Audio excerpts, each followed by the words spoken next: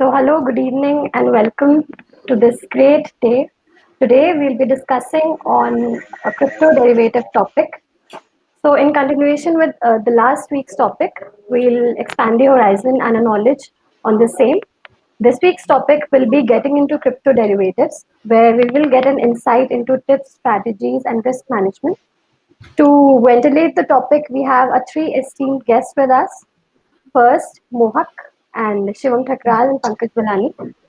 I'll take the honors to introduce our speakers. Mohak is the CEO and founder of Wolf Edge Capital, which is a crypto-based investment fund which focuses on young and very new age blockchain companies. Then he is an early proponent of the same. He is an experienced technologist, entrepreneur, and an investor. He has a knack for investing into new age blockchain companies. Then moving on to the second speaker, we have Shivam Thakral.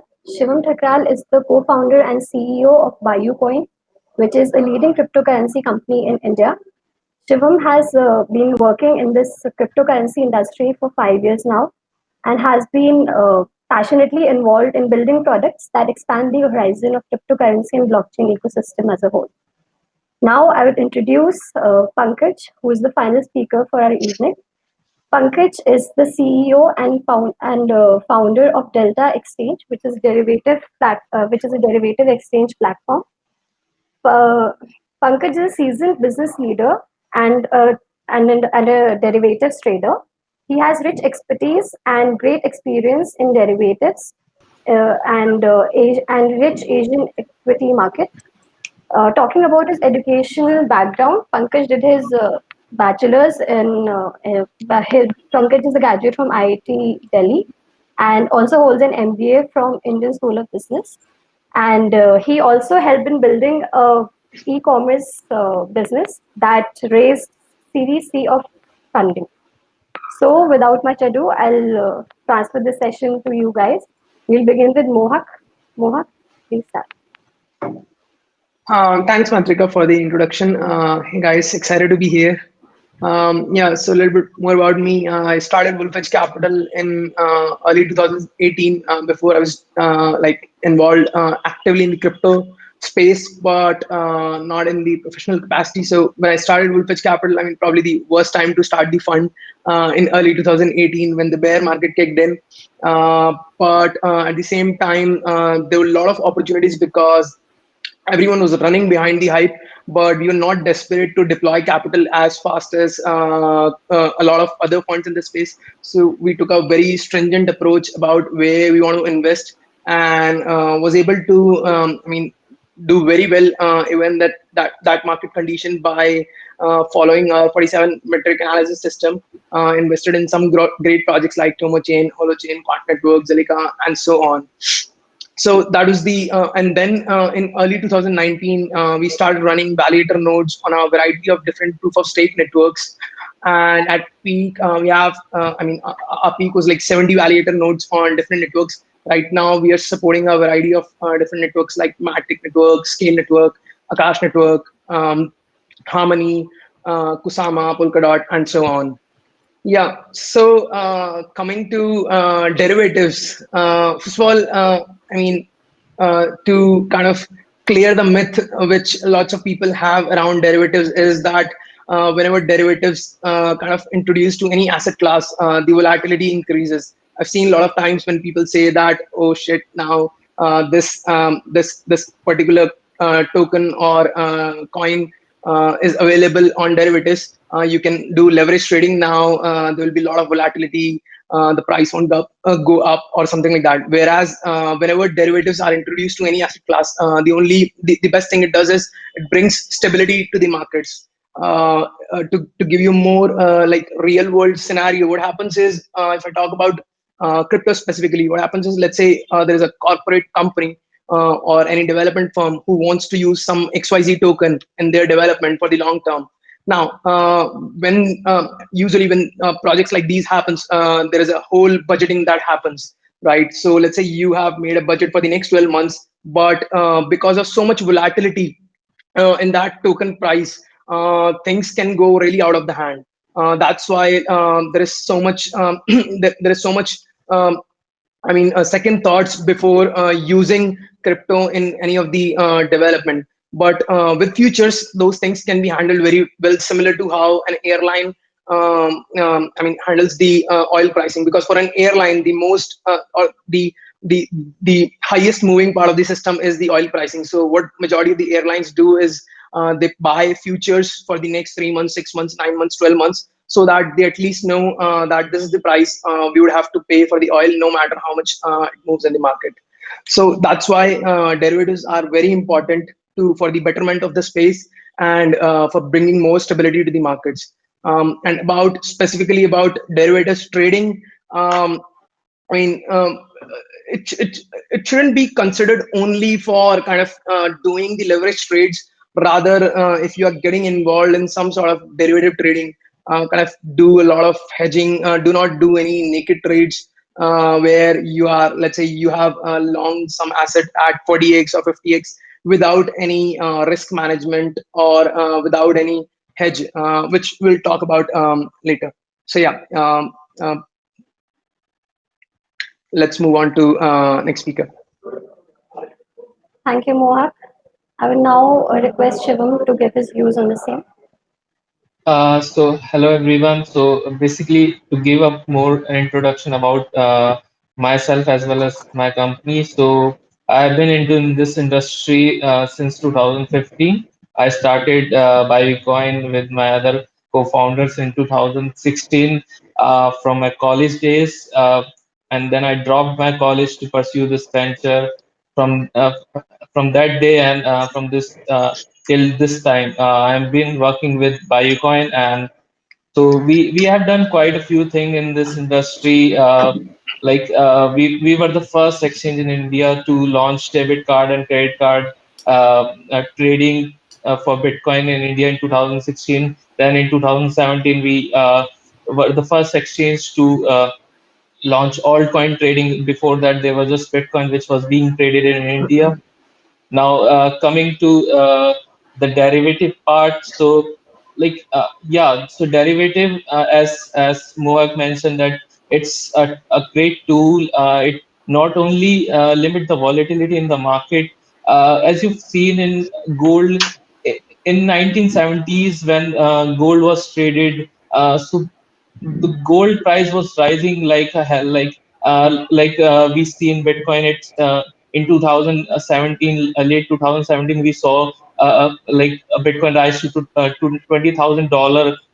So it was quite easy for Bitcoin at that particular time to rise to 20,000, because people who have the Bitcoin could only sell at that price, or could only sell Bitcoin to the market. But after that, when the derivative was in the mainstream, all the derivative was there at that time, but it was not in the mainstream at that level. But now the derivative is on the mainstream, and people now can trade against the Bitcoin. And if Bitcoin and any other cryptocurrency, whatever they want, that they see that it's overvalued or it's undervalued.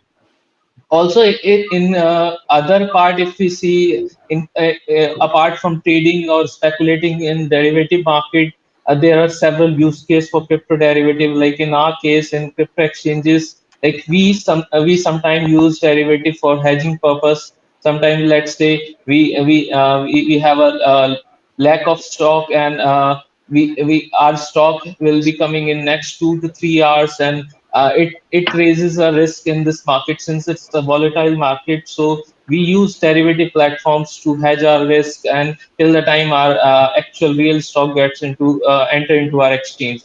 So this is one of the most important use case in respect to the crypto industry. Like in other industries, like in oil or any other industry, there are specific use cases. Like, and if we talk about the forex industry, companies who have been investing into a certain countries due to the volatility in their in the specific currencies, they hedge their risk by putting an order or a position against the position which they have entered into that particular country. So there are several use cases of derivative. But I personally believe that even if you want to trade in a derivative market, you can get see, there are a lot of tips available, but I don't recommend going you for tips or any as anyone saying that Bitcoin is going to this much amount of value, long this Bitcoin or short this Bitcoin. It's highly risky.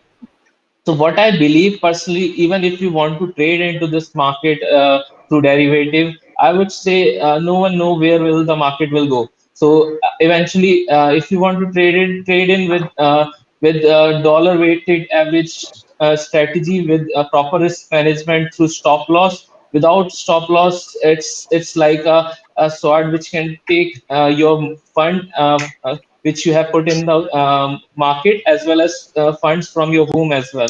So it's quite risky in that respect. So a trade caution, trade in this market is not like you go freely in spot market, because the difference between spot market trading and derivative market trading is simply if you are buying something in a spot market, even the price go down 99%, you don't face any other loss. Your loss is limited to that much amount of funds which you have put. But in derivative, it can go to zero easily.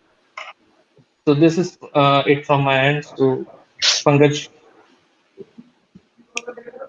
All right, thank Right. you, Shivam. Now, Pankaj, please express your views. Sure. So, guys, let me first start by introducing myself, and let me also tell you a little bit about Delta. So, we are a derivatives exchange to futures on Bitcoin. We have futures on about 35 other, 40 other altcoins listed. One of the largest selections along with other exchanges. We do options on Bitcoin, Ethereum, BNB, Link. We're the only exchange globally to offer options on altcoins. We also do some derivatives on interest rates. So we do interest rate derivative on Bitcoin interest rates. We do interest rate swaps. We do interest rate derivative on DAI interest rate. So you can do a fixed floating swap where you pay for a fixed rate to own DAI, and whatever variable rate payments you have will be hedged. So yes, in that regard, there's a lot of sophisticated products available on our exchange. There's calendar spreads available, and I come from a derivatives background. I was part of UBS in Hong Kong, trading derivatives on one of the largest Asian equity derivatives desk. Then worked for a London-based bank in India, setting up their derivatives business. Also worked for a hedge fund.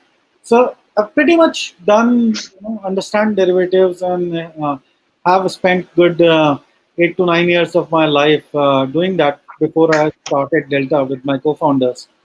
And in the last 2 years, we have, built what I just walked you through. And if I have to, tell you that, how do we think about derivatives? How do you think about risk management? What I would say is, a lot of times these products are looked at by people as purely speculative products. People think that, okay, this is speculation, and like Mohak was saying, that people think that this is a one-sided product. You can short, and if if there's a future available on a coin, then there is no future for that coin. That's not true. In fact, the fact that you have derivatives will actually work out better for any asset class. There is leverage, yes, but then again, and you need to be careful. Like Shivam was saying, that be careful with leverage. It's like a two-sided sword, but it is a two-sided sword, and you have to, if you use it properly, it can be very, very beneficial. Be very beneficial. So, and you should see, you should not, or one should not trade derivatives just because it's available. One has to see why are they doing what they're doing, and do they really need it? So, if your view is long only on a coin, if you want to buy an asset and hold it for a longer term, then it's a bad idea to use leverage on it, particularly high leverage on it, because if you're holding something for the long term, it's bound to show volatility. And there will be days when things go down. It's market, right? Things go up, things go down. In the longer term, things start to reflect their true value. So if you are holding coins for long term, maybe it's not the best instrument to use. A better instrument would be a an ETF or a coin directly.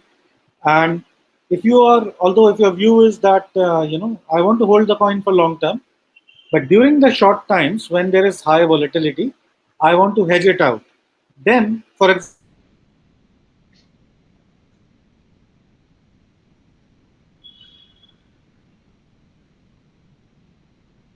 else, then they can use futures to hedge themselves. So you're bullish on Ethereum, but you are still short Ethereum futures because you believe that in the short term the price is overheated, and you would like to lock some of the profits here, or you'll like to lock the price here. You can also, so that ways you can use derivatives intelligently to ride out the volatility. You can directly, purchase options and take, hedge against the volatility itself. And that's the flexibility that these products offer you. You can hedge against price movement. You can amplify your returns in one direction by taking extra leverage. You can hedge against the volatility, and basically gives you a lot of flexibility in terms of how do you break down the profile and what kind of risk do you want to separate out. If you want to separate out the price risk, yes, futures are available. If you want to set out the volatility risk, the change in price risk, then there's options available. If you want to hedge interest rate risk, that look, right now my asset is offering a very high interest rate and I want to lock it in, then there is interest rate swaps available. So essentially you have to understand what these products are, what are they available for, and then use them. Just don't think of, something that has leverage is definitely, or by design, bad. And also so let me give you an example here. We offer calendar spreads. Essentially, it's a product which allows you to take a view on Bitcoin at a certain time. Now, you can be, for example, long March Bitcoin future and short December Bitcoin future. By purchasing a calendar spread, you are doing this. So you're long March and you're short December. Now, because both these products are exposed to Bitcoin, the net risk in this product is quite low. And that is why we offer 200 times leverage on this. So, just saying that something has 200 times leverage is not necessarily bad. You have to understand why is it and how is someone going to use it. For example, Bitcoin futures that have 100 times leverage, not a lot of people use it. People use 5 to 10 to 20 times leverage max. Those who are professional scalpers might use 100 times or a 50 times leverage when they are super confident about their move, when they see that the price is unidirectional. And these are people who know and are very proficient in doing this. So only use it when you know how to use it. We have a test net where you can come and make an account, try all these products out with dummy capital, do paper trading, use these kind of resources. There are other such resources available in the market. Use them. And I'll again circle back to what Mohak was saying earlier, that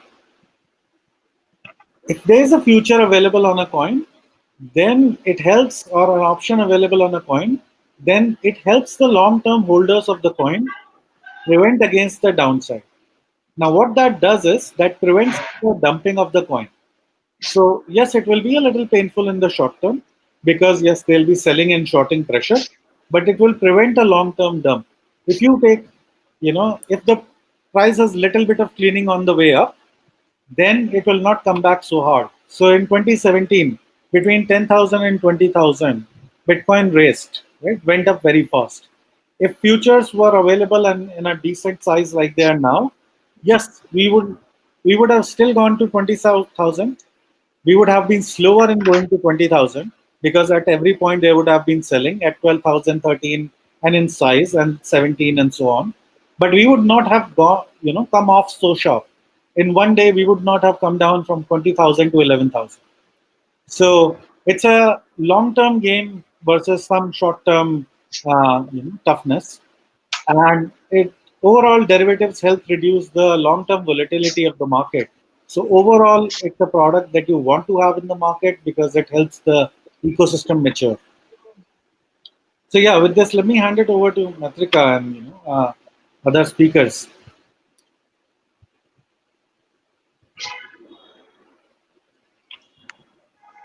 Yeah, thanks, Pankaj. That's a great insight. So I have a question.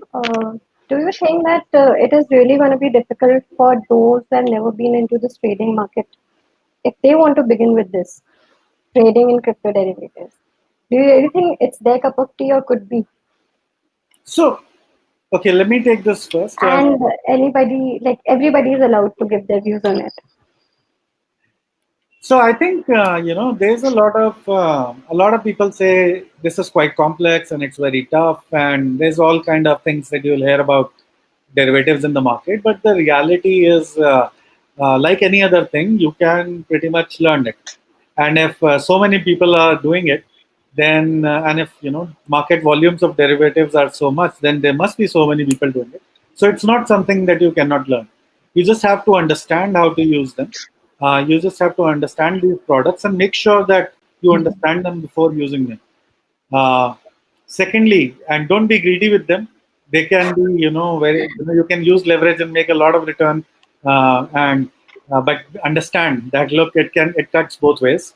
On the loss side, on the losing day, there'll be losses will be higher too. So no, I won't say they are difficult. Yes, there is a level of complexity associated, but yeah, they can be easily learned. And there's a lot of theory available on internet. There's a lot of blogs available on our website on risk management. We continuously add these kind of resources for people to learn about derivatives, to use how to use them, when to use them, and should they use them at all. So check out delta.com on the blog. You will see a bunch of articles on which derivatives to use, what to do, what not to do, how to risk manage, what is the future, how does calculations work. Our user guide has a lot of examples, and then start by coming on testnet.delta.exchange and see, just try these products with dummy capital, and then when you feel you are ready, only then you should start to engage. All right. Is there Yeah. anything else? Yeah, adding to that, I mean, there is this saying that market is the best teacher, right? But don't jump onto it very fast. Spend quite a lot of your time in understanding the strategy first. It's like, I mean, trading is like cutting a tree. So your 85% of your time should be spent on sharpening the X and 15% in actually cutting the tree. So in trading, when you want to, I mean, I can understand the kind of the curiosity people have to spend their or to deploy their money very fast. Rather, spend 85% of your time in building that strategy, understanding the market. Go to Delta Exchange. If they have, as Pankaj said, you have quite a extensive tutorials. Understand the market, make your strategy, and then take action rather than like jumping it right away and tying your hands with the real money right away. All right. And Noted. yeah, and also on that, like if we talk about derivative is a tool, it's not something like an investment instrument that you invest in and you make a lot of money. It's a tool for leveraging or for a specific use case.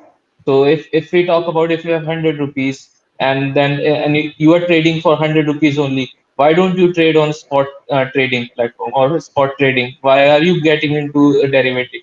So there is a purpose of getting into a derivative. So we need to understand that particular purpose and then only we should get it. Otherwise, there is no point. Uh, that's that's all. Okay. And also, I read something few time back. Warren Buffett made a statement regarding crypto derivatives, saying that crypto derivatives are nothing but a weapon for mass destruction. What did he actually mean? And do you really think there's enough truth in his saying, whatever he Yeah, said? what he meant was that I have 90 billion worth of assets in banking. No, actually, Mohak, this is for like a generic statement for him for derivative, not just for crypto Yeah, derivative. yeah. I mean, if we're talking specifically about Warren Buffett. No, he's right. I completely believe that. So to be honest with you guys, so in starting, I have been being a rookie in this, and I invested and played with high leverage, and I have been mass destructed. So it's Yeah, so adding to there, I mean, when we hear about derivatives, it's not just about the leverage, right? Derivatives open a lot of potential on an asset which wasn't possible before. So Absolutely. to give you an example, there is one. We are working on a product for a very very long time. Probably I'll use the stage to kind of announce what it is about the derivatives. So if you see the DeFi market right now, it stands at $11 billion right now. Okay, and if you see, which has grown around, I think 4,000% in last 2 years. And if you see the derivatives market, not derivatives, actually proof of stake market in crypto, so that stands at around 32 billion right now. Okay, and there is no way right now to unlock that staked assets, which are unlocked on all these networks like Polkadot, Scale, Matic, and so many networks. So we are working on a project where you can earn your staking reward and at the same time have full liquidity of the assets. So it's not like that you hold, Yeah. let's say you have $10 worth of staked assets, now you have $100 worth of leverage. No, what you're saying is we are unlocking that potential of staked assets, which was not possible via derivatives. Actually, yeah. So if you think about what Mohak just said, what is a derivative? Why is it called derivative? Derivative is something that derives its value from somewhere else, right? So what Mohak is building is in itself a derivative. And if you think about it, if you put your capital somewhere else, let's say I go and deposit money uh, and put it with the government and or in the post office or in the bank and FD, they give me a bond, right? And I can use that bond as a security on a stock exchange and trade against that collateral. This is very similar to you putting your money on Compound, getting a C token. So I have one USDT. I put it on Compound, I get CUSDT back, and I bring it to Delta, and Delta lets me trade using that CUSDT because it is a proof of ownership. And if you lose money, we will keep the CUSDT, go to Compound and cash it and get the USDT that you've lost. So this CUSDT in itself is a derivative. Anything that derives value from somewhere else is a derivative. So what Mohak is working on is looks really promising. And yes, there's a lot of money that is parked which is not being used. It has to be brought back into the system because otherwise the world economy is 60 trillion. There is not 60 trillion of cash out there, right? So this circulates. This is by nature. And that's why, when you saw that Compound just started heating up, there was more DAI on Compound than actually in circulation because it's going around. So that happens all the time. And regarding, Warren Buffett, like Shivam said, that's a general statement, and it'll be great if it was about crypto alone or crypto derivatives alone. But look, you have to understand that's a generic statement that was made in past and that has been used. Yes, all he's trying to say is you have to be careful. But he's in the insurance business and he's in the business of reinsurance, insuring the insurers and so on and so forth. So, and all insurance is derivative. So when you're buying life insurance, you're buying a put option essentially on yourself. So an insurance is a derivative. Car insurance is a derivative that if there is an accident, you get paid off. So if there's volatility, you get paid. You get paid. Life insurance is a derivative on yourself, and put options on Bitcoin are insurance on Bitcoin price coming down. So Warren Buffett might say something, but he's pretty deep into derivatives, is what I believe. So you don't, yes, this is all he's trying to say is be careful with it. But I don't think what he means is that this will definitely destroy Earth one day. So I don't think that's what the takeaway that is implied. I guess he was on more focus on the leverage part. So people usually extra leverage and over leverage on certain things without getting into more into what back if it Yes. backfires, what it can take from. Yeah, and it's true. I mean, if we go back to Lehman, the firm was 30 times levered. So yes, yeah, even seasoned guys make mistakes with leverage, go on high leverage, and at times things black swan.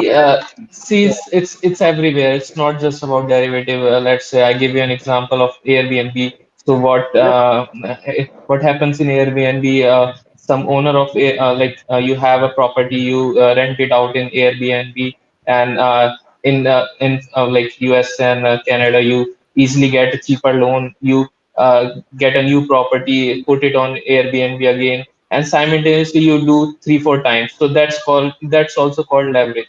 And during this pandemic time, so no one was occupying these properties, and they don't have money to pay back their interest rates and EMIs, or whatever we call there. So that was sort of a Leverage. problem for them. So it's everywhere. It's not just about derivative. Derivative is just a tool providing you leverage, or even not a leverage. You can play without leverage. All right, Shivam. We have some questions from the audience. The first question is from Mohak. Mohak, what are your thoughts on the scope of staking derivatives in the DeFi space? Yeah, so again, to reiterate the market sizing, if I talk about DeFi, that's around 11 billion right now, and staked assets around 13.5 billion around. The overall proof of stake market is 32 billion. Now, think about the potential when we bring them together, we kind of marry them. If you can earn staking reward in assets and at the same time participate in Compound, Aave, or any sort of insurance platform, or or earn yield on top of it, on top of your staked assets. I mean, that's something which is I'm very excited about, and we will announce it very very soon. Yeah.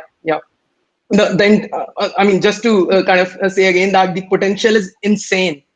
Yeah, Okay. because what happens is usually there are a lot of people, what they do is instead of staking their assets, if you see all the network eventually find a balance where the overall staked assets are if they are like 40%, or if on a network like Tezos it goes as high as 78%, but it finds a balance. Okay.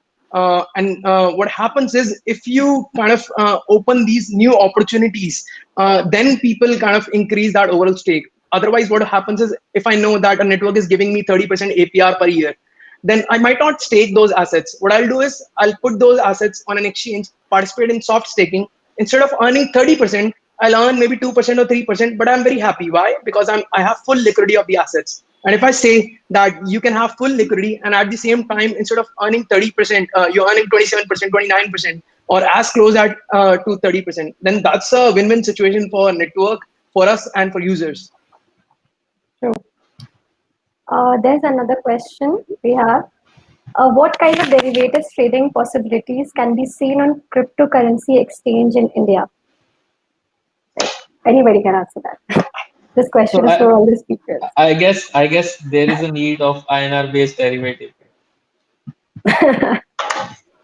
So, guys, we don't offer fiat, but yeah, anybody can come to our exchange from India and start. You can. It's a crypto settlement only, so you can bring your Bitcoin and you can start trading derivatives. And like I said, we have one of the widest selection globally. And let me add two important facts here. India is actually one of the largest derivative markets globally. So it's something to be proud of. Indians are very very fond of derivatives and very professional and very pro at it. So if you see an article by Bloomberg earlier this year, around Jan-Feb of this year, it says India beat CME in terms of the number of contracts traded on a daily basis. So it's one of the most sophisticated, it's most liquid market in terms of contracts, of course, because the currency is not as strong. Also, it is one of the most sophisticated markets. So our single stock markets is quite single stock futures market is an example for the rest of the world. Our options market, both on single stock and index, is one of the most liquid markets. Bank Nifty is one of the most liquid products, and so Indians are quite professional at it. It's one of the edge we have. So I think crypto derivatives is also going to be pretty big thing in India. And I guess in India, one of the major use case of crypto is for the remittance purpose. A lot of businesses are using crypto, either a Bitcoin or a stable coin, for transferring money in and out from India. So, but if they are using Bitcoin as a mode of transfer, they might need a hedging for their volatility of Bitcoin while they are transferring fund from one place to another.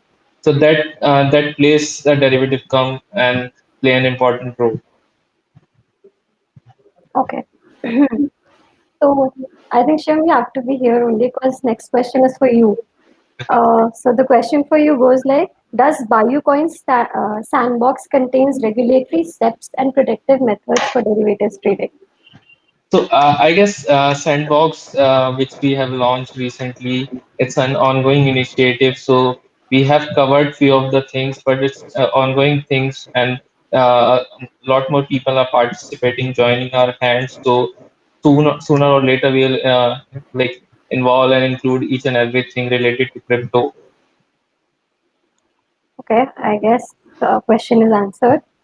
Acha, on a general note, what are the advantages and disadvantages, the major ones in crypto derivative trading? Like this question is open to all. So in terms of, just the advantages, what happens is usually when you're involved in the crypto spot market, let's say, then you are kind of the only thing you can do is buy or sell, right? You can hold on the success of the project or failure of the project. With derivatives, the best thing you can do is play around with volatility index, which is the most important thing around derivatives. So what happens is, let's say there are lots of strategies which obviously Pankaj can talk in much more detail. But to give you like a simple ideas. So for example, let's say there's a project where or they've announced that we have these most of the crypto projects have their public roadmaps, right? So if you know that there is something that is coming on August, a product release, you don't exactly know what it is, and you expect that there is lot of volatility to be around at that product release. So what you can do is you can start a long straddle where you can buy you can buy put option and call option for the same strike price, right? So if that asset moves more than your percentage, which more than your premium, then you kind of make money.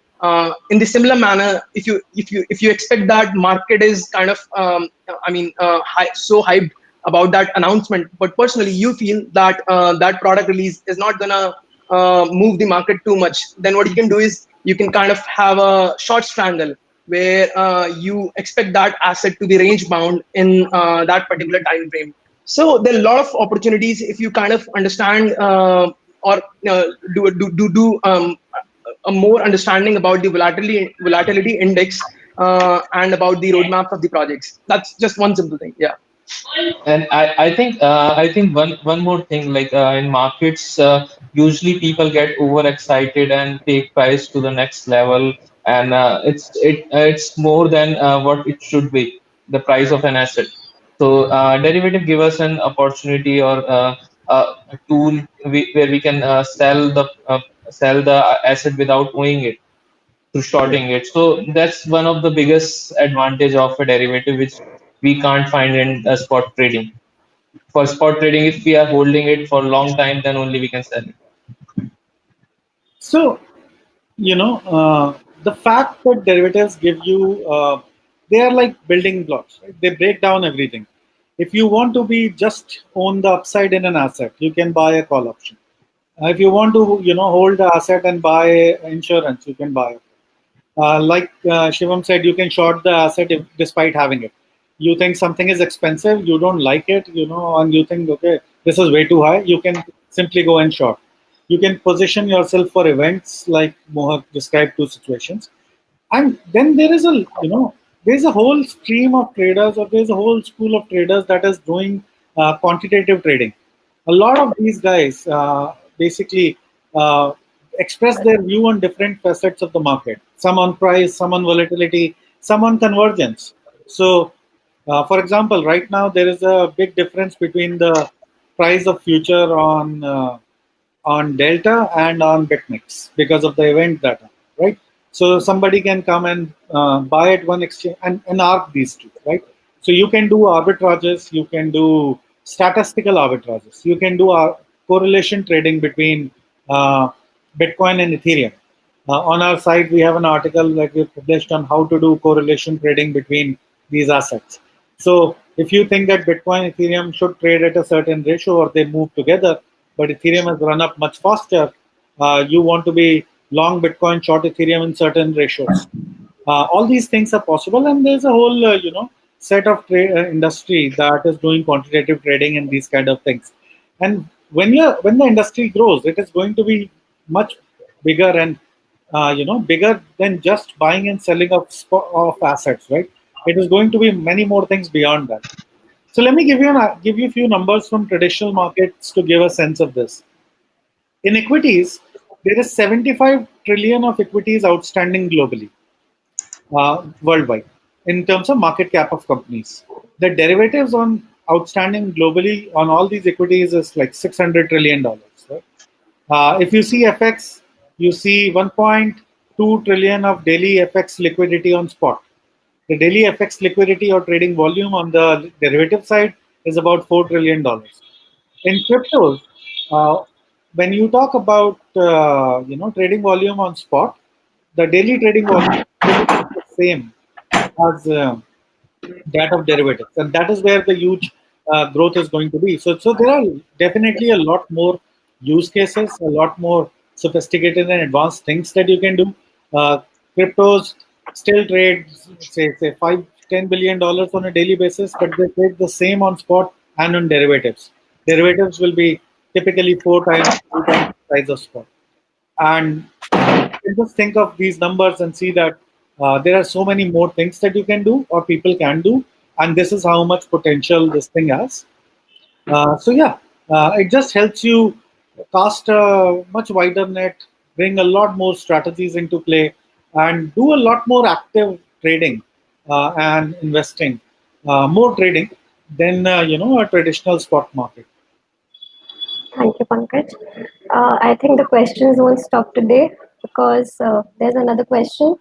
With with the opening of the Indian market, will there be more companies from overseas coming in?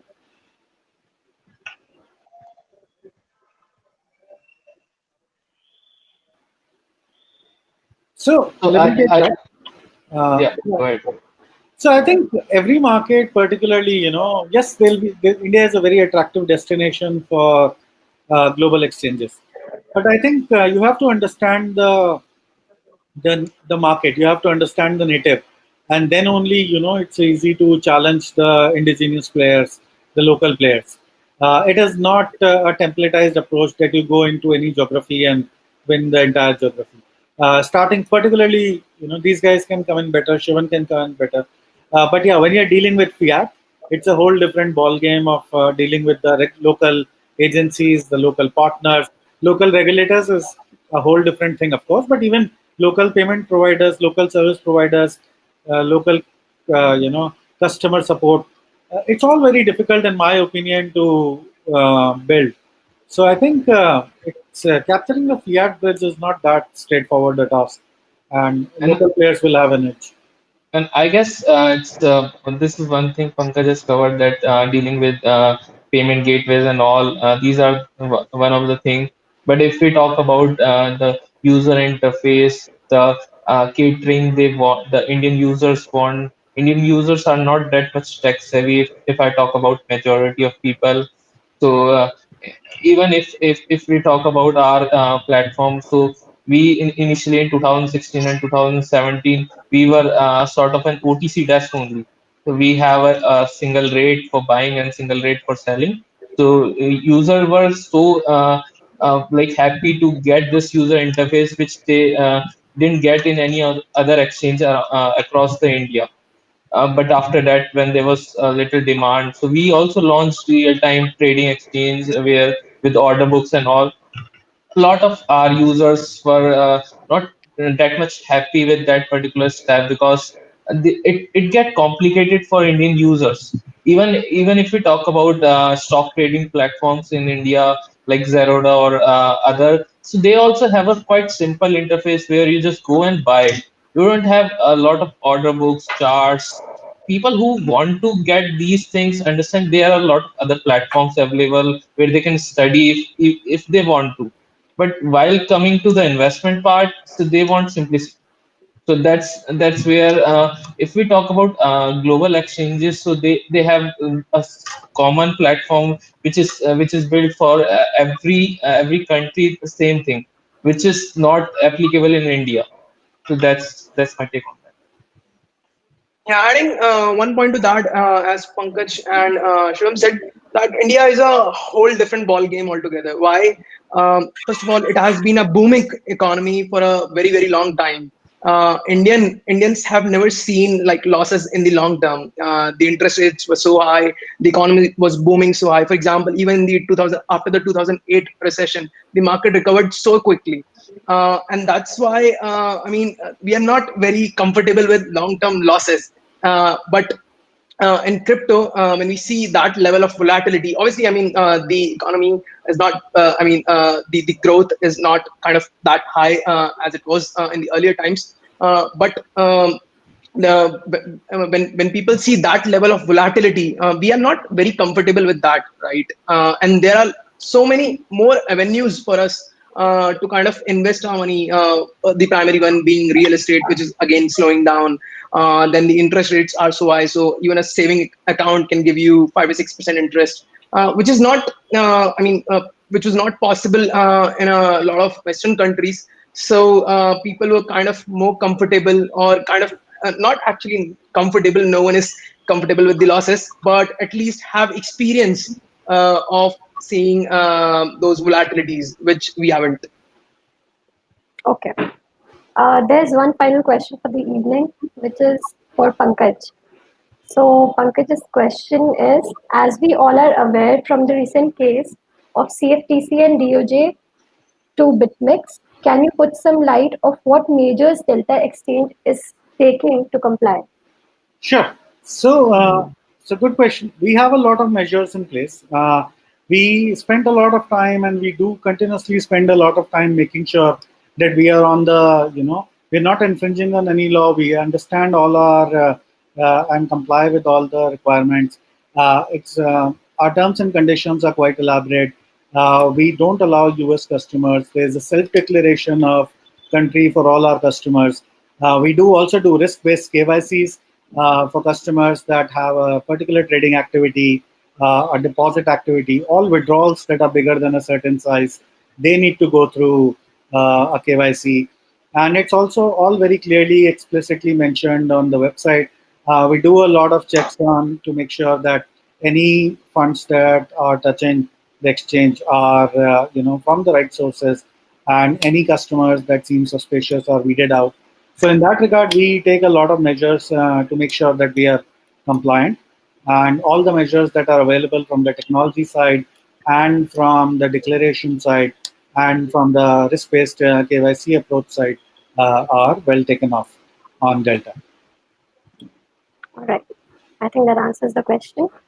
So still there are questions coming in, but we are short of time, so we cannot discuss all the questions. So let's wind up this event, and we'll see you guys next week with some very interesting topic from the crypto industry. Till then, stay tuned and have a happy weekend. So see you guys the next time. Thanks, guys. Great to connect. Thanks, guys. Thanks for having us, Patrika. Thank you. Thank you. Thanks for having us. Thanks. Cheers. Bye-bye. Bye.